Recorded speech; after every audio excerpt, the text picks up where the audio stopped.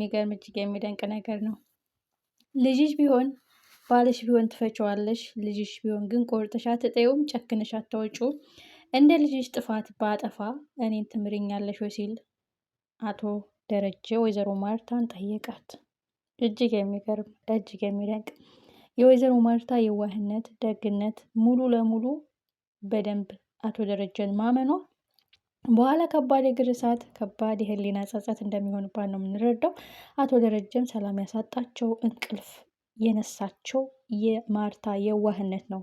ሰላም ሰላም፣ የተከበራችሁና የተወደዳችሁ ውድ ቤተሰቦቼ በያላችሁበት የዓለም ዳርቻ ሰላማችሁ ይብዛ። ተወዳጁ ዳጣ እጅግ የሚገርም እጅግ የሚደንቅ ነገር ተፈጥሯል። ዛሬ አቢጌል አልተኛም አልቀመጥም አላርፍም ናታን የኔ ብቻ ነው እያለች በየቀኑ የምታጠምደው ወጥመድ መልሶ እሷ ላይ እየጣላት ነው።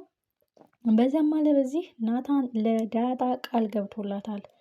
አርጁ እኔን ማግኘት ከፈለግ ዳጣን ጉዳልኝ፣ ዳጣን ደብድብልኝ ብላ ብትልከውም ዳጣ እኔ ሙልጭ አልኩኝ የአዲስ አበባ ጩቤ ነኝ፣ ውሃን ጠብሼ የበላው የአራዳ ልጅ ነኝ። ስለዚህ የምትለው ዳጣ በቀላሉ አርዱን አጥምደዋለች ማለት ነው።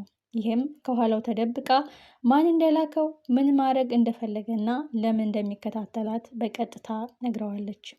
እሱም እኔ አንቺን እንድጎዳሽ የአቢጌል ፍቅር ስላሸነፈኝ እሷ ደግሞ እኔን ማግኘት ከፈለግ ብላ ያለችውን ሙሉ ለሙሉ መናገሩ አቢጌል ምን ያህል እንደምትጎዳትና ምን ያህል ለእሷ እንደማተኛለት ጠንቅቃ ያወቀች ይመስለኛል ዳጣ። ከመጀመሪያው ጀምሮ አንቺን ከናታን ጎን ካየውሽ ከመጉዳት ከማጥፋት ወደኋላ አልልም የምትለው አቢጌል አሁንም ክፋቷ እንደቀጠለች ነው።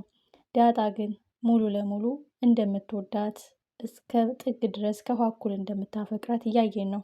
አቢጌል ግን ጥፍር ታክል አዘኔታ ፍቅር የላትም።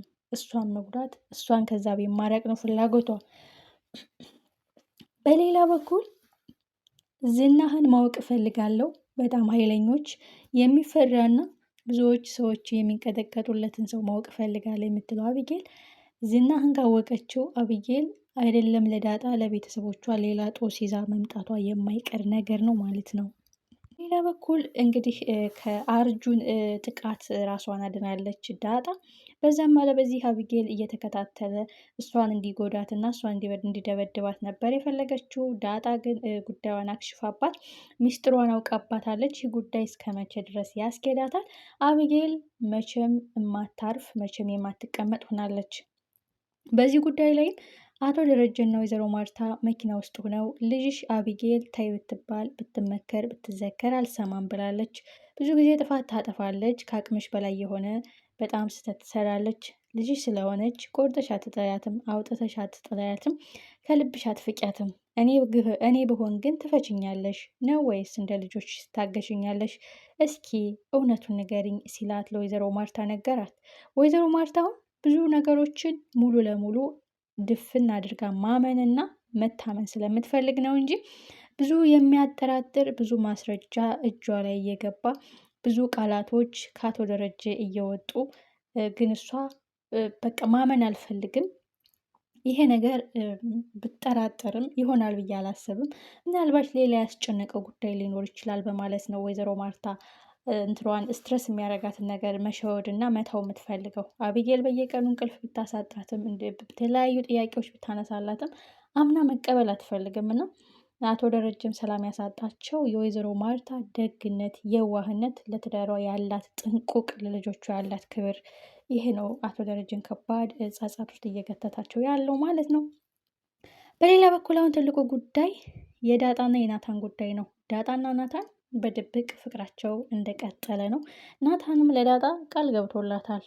ብትከሺ ብትጠቁሪ ብዙ ነገር ቢጎልሽ ላልተውሽ፣ ምክንያቱም እንዲሁ ነው የወደድኩሽ፣ ምንም ሳይኖርሽ ነው የወደድኩሽ።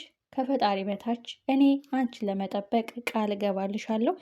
ደግሞ ባጣ ብጠቁር ብገረጣ ልጅ ባልወልድልህ የእውነት ትተወኛለህ ወይስ እንደ በፊቱ ትወደኛለህ ስትለውም ቃል አስገብተዋለች። እንዲሁ ነው የወደድኩሽ፣ ከአንቺ ምንም አልጠብቅም፣ እኔ ነኝ ለአንቺ መስጠት ያለብኝ አንቺን መጠበቅ፣ አንቺን መንከባከብ ይህ ቃሌ ነው።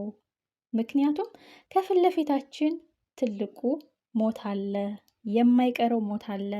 ሞትን ባሰብሽ ቁጥር ደግሞ ለሰው መልካም መሆንና ታምነሽ መገኘት፣ የወደድሽውን መንከባከብ፣ ግራ ጎኔን የአብራክ ክፋይ ያልሻቸው ልጆችሽን መንከባከብ፣ ለትዳርሽ ታማኝ መሆን፣ ይህ ለእኔ ቃሌ ነው ይላል ናታን።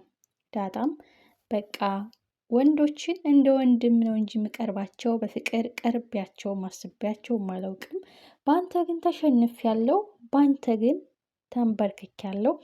ልቤን ሰጥቼሃለሁ፣ በልቤ አንግሼሃለሁ። ናታን እንዳትጎዳኝ፣ ብዙ ስቃይ ያሳለፍኩኝ፣ ብዙ ህመም ያለፍኩኝ፣ በልቤ ብዙ ጥያቄ ያልተመለሰልኝ፣ ቶሎ የሚከፋኝ ምስኪን ማለት እኔ ነኝ። ናታን ይሄንን ቃልህን ጠብቅ፣ እንዳትጎዳኝ ስትል በግልጽ ፍቅራቸውን ተገላልጸዋል ማለት ነው። ይህ ጉዳይ አሁን ናታን የፈለገው ይሆን? ሁሉንም ፊት ለፊት እጋፈጠዋለሁ፣ ነገሮችን ለማረጋጋት ነው ናታንና ዳጣ ምንም የለንም በማለት ናታን ለአቶ ደረጀ ሲነግረው የነበረው። አሁን ግን ምንም ይፈጠር ምንም ላልተውሽ ብሎ ቃል ገብቶላታል። እጅግ ደስ ይላል። እጅግ የሚገርም ነገር ነው።